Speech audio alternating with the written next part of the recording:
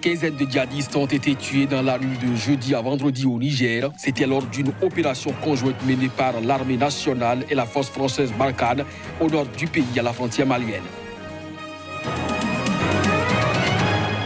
La Cour d'appel de Paris doit se prononcer ce lundi sur la demande de remise à la Cour pénale internationale d'un ex-chef milice centrafricaine. L'homme a été arrêté en France pour crimes de guerre et crimes contre l'humanité. Au Sénégal, l'Assemblée nationale a adopté le 28 novembre dernier la loi sur le code de la communication électronique. Certains y voient une volonté de l'État de censurer l'Internet dans le pays. Bonjour à chacun, bonjour à tous et bienvenue dans cette session d'information. D'ailleurs, la dernière de l'année 2018 que nous aurons donc le temps de partager en commun. Les Congolais étaient appelés aux urnes ce dimanche pour élire leur nouveau dirigeant. Un scrutin reporté à 3 reprises et qui s'est finalement déroulé sous haute tension. Le point à travers ces éléments. Après 2 années de retard et 3 reports, les élections ont finalement eu lieu en République démocratique du Congo. Les Congolais se sont donc rendus aux urnes ce dimanche pour désigner le successeur du président sortant Joseph Kabila. Ce dernier a voté à Kinshasa dans le même bureau et en même temps que son dauphin Emmanuel Ramazani Shadari. Du côté de l'opposition, les 2 principaux candidats ont définitivement refusé de signer un document supposé enrayer les risques de violence électorale samedi soir, à quelques heures des élections.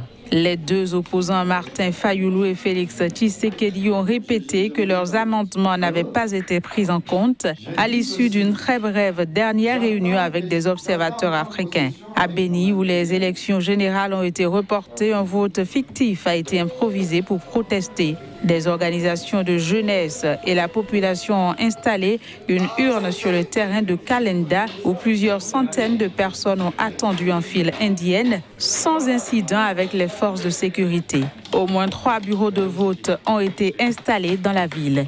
Rappelons que les élections ont été reportées dans la région de Béni, Boutambo, officiellement pour des raisons sécuritaires et sanitaires. Au Sénégal, l'Assemblée nationale a adopté le 28 novembre dernier la loi sur le code de communication électronique. Une loi qui fait polémique. Certains y voient une volonté de l'État de censurer l'Internet dans le pays. Pire, de la violation également de la liberté d'expression des Sénégalais. Reportage Tchèque Bert et notre correspondant à Dakar. Adoptée par l'Assemblée nationale, la controversée loi du code des communications inquiète précisément son article 27, alinéa 3, qui énonce: l'autorité des régulations peut autoriser ou imposer toute mesure de gestion du trafic qu'elle juge utile pour notamment préserver la concurrence dans le secteur des communications électroniques et veiller au traitement équitable des services similaires. Pour l'Association sénégalaise des utilisateurs des TIC, cette loi est une menace pour l'économie numérique. Cette loi permettra aux opérateurs, aux fournisseurs d'accès Internet, de pouvoir bloquer des contenus sur Internet, ralentir des contenus sur Internet, filtrer des contenus sur Internet, et pire encore, de surveiller les contenus divulgués par les Sénégalais sur Internet et les réseaux sociaux. En clair, c'est donc WhatsApp, Messenger, Facebook ou encore Twitter, ces moyens de communication les plus utilisés qui seront directement menacés. Pour ces blogueurs et activistes sénégalais, c'est son activité qui est en danger. Oui, c'est une menace qui plane au-dessus de ma tête. Elle n'est pas physique, elle n'est pas légale, disons, comme le risque d'aller en prison, mais c'est que j'ai juste quelqu'un qui peut exclure mon contenu du web, en fait, et de dire aujourd'hui, nous avons besoin de prendre une mesure de gestion de trafic qui va faire que vous ne pourrez pas accéder à tel type de contenu. Déjà, des campagnes de sensibilisation se multiplient, comme dans cette classe des licences. Le professeur Emmanuel aborde le sujet sur l'adoption de la loi sur l'Internet. Pour lui, il faut avertir les jeunes sur les dangers de l'utilisation de l'Internet. Ce qu'aujourd'hui nous faisons, c'est de leur éviter certaines dérives sur les réseaux sociaux. Il faut qu'ils comprennent qu'aujourd'hui, rien que le fait de partager un contenu qui peut nuire à un ami ou qui peut nuire à une personne quelconque peut vous valoir des peines de prison et même parfois des amendes y compris. Le passage de cette loi est toujours source de polémiques si les autorités affirment qu'elle ne comporte aucun risque sur la liberté d'expression. Son décret d'application sera scruté de très près par les organisations de défense des droits humains. Une quinzaine de djihadistes ont été tués dans la nuit de jeudi à vendredi au Niger. C'était lors d'une opération conjointe menée par l'armée nationale et la force française Barkhane au nord du Mali, à la frontière avec le Mali. Une opération conjointement menée par l'armée nigérienne et la force française Barkhane dans le nord du Niger, à la frontière malienne, a coûté la vie à une quinzaine de djihadistes en début de week-end. L'opération a duré 48 heures. Un raid aérien comprenant des chasseurs et des hélicoptères Tigre a frappé dans un premier temps les positions d'un groupement de djihadistes à proximité de Tongo-Tongo, à l'extrême nord du Niger. Puis, conjointement, les soldats de l'armée du Niger et de l'opération Barkhane ont investi les différents postes des djihadistes avant d'effectuer une fouille complète de la zone. Outre les djihadistes tués lors de cette opération, une vingtaine de motos ont été récupérées et 26 armes, dont des mitrailleuses ainsi que des munitions, ont été saisies. La Cour d'appel de Paris doit se prononcer ce lundi sur la demande de remise à la Cour pénale internationale d'un ex-chef de milice centrafricaine et figure des autorités du football centrafricain. Patrice Edouard Ngaïsona, puisque c'est de lui qu'il s'agit, a été arrêté en France pour crimes de guerre et crimes contre l'humanité. Patrice Edouard Ngaïsona sera fixé sur son sort lundi. L'ex-chef de milice centrafricaine et figure des autorités du football africain saura si la Cour d'appel de Paris donne son accord ou non sur sa remise à la Cour pénale internationale. Visé par un mandat d'arrêt de la CPI, il a été interpellé le 12 décembre dernier et écroué. L'ancien ministre des Sports centrafricain est soupçonné d'avoir commis ou aidé à commettre des crimes de guerre et crimes contre l'humanité dans l'ouest de la République centrafricaine entre septembre 2013 et décembre 2014. Malgré un lourd passif dans son pays à la tête des milices anti-Balaka, Ngaïsona avait été élu en février au comité exécutif de la Confédération africaine de football CAF. Il est aussi président de la Fédération centrafricaine de football. Son arrestation est intervenue quelques semaines seulement après la remise à la CPI d'un autre ex-chef de milice anti-Balaka, Alfred Yekatom, surnommé Rambo. En restant en Centrafrique, où les autorités ont lancé un projet de promotion de la paix et de la cohabitation pacifique, une campagne qui vise à terme la cohésion nationale. Reportage Marie-Hubert Djamari, notre correspondant à Bangui.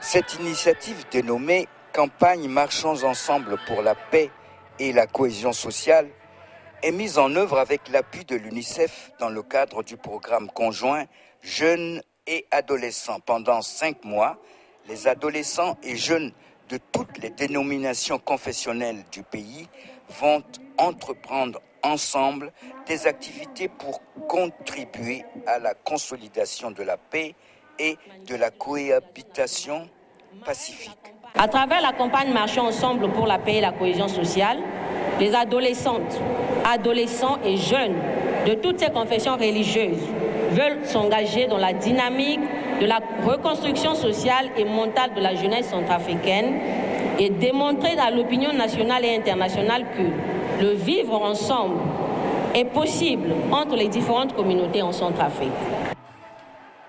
À l'agenda de la campagne, des échanges avec les autorités politiques et administratives, des discussions avec des leaders religieux sont également prévues. Ces différentes rencontres visent à présenter les objectifs et les activités du projet.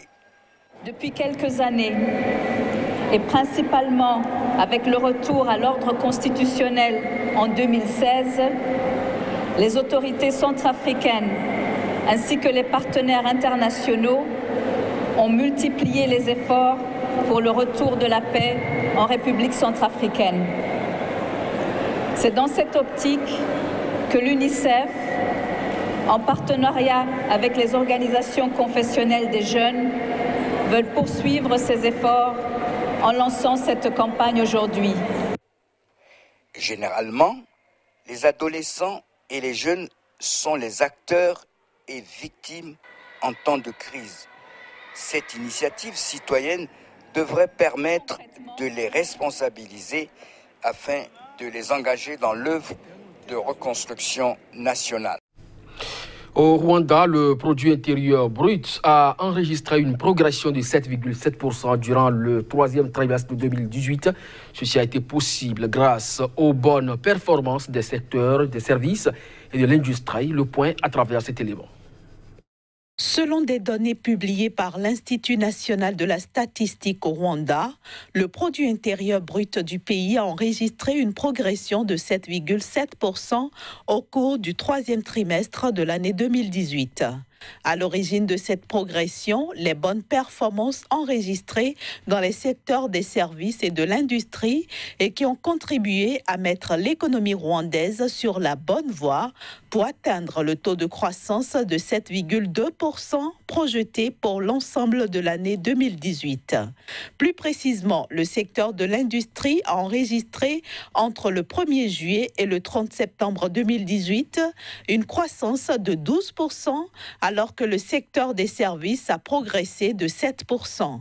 Quant au secteur des mines et de l'agriculture, ils ont enregistré des taux de croissance respectifs de 7% et 5%. En croit l'Institut national de la statistique, le secteur des services est le premier contributeur au produit intérieur brut du Rwanda, avec un taux de 48%, devant l'agriculture dont la contribution équivaut à un taux de 28%. À noter que pour 2019, les autorités rwandaises tablent sur une croissance de 8%. Les enfants de rue et des femmes portefeuilles de la capitale togolaise ont bénéficié de la générosité de la présidente de l'ONG Enfants Espoir pour tous en cette fin d'année. Plusieurs kits d'habillement et d'hygiène leur ont été offerts à l'occasion de la fête de la Nativité. Ferdinand Gari, notre correspondant au Togo, revient sur cette célébration. Réduire l'écart entre les enfants des rues, les orphelins et les enfants ayant leurs parents en vie pendant les fêtes de fin d'année. C'est l'objectif que s'est fixé l'organisation non gouvernementale Enfants Espoir pour tous dans l'initiative Mon Noël à moi. 200 kits d'habillement et d'hygiène ont été distribués dans la capitale togolaise à la 3e édition de ce geste de l'ONG. Cette année, c'est notre 3e édition. Il faut dire qu'avec la situation sociopolitique, ça n'a pas été facile. On a failli reporter, mais nous nous sommes dit non. Justement, ces enfants ont besoin de nous. Parce que ça a été déjà très difficile et il faut quand même leur montrer qu'on est là. Et aujourd'hui, vous avez vu, on avait prévu pour 200 enfants, on en a eu plus que ça.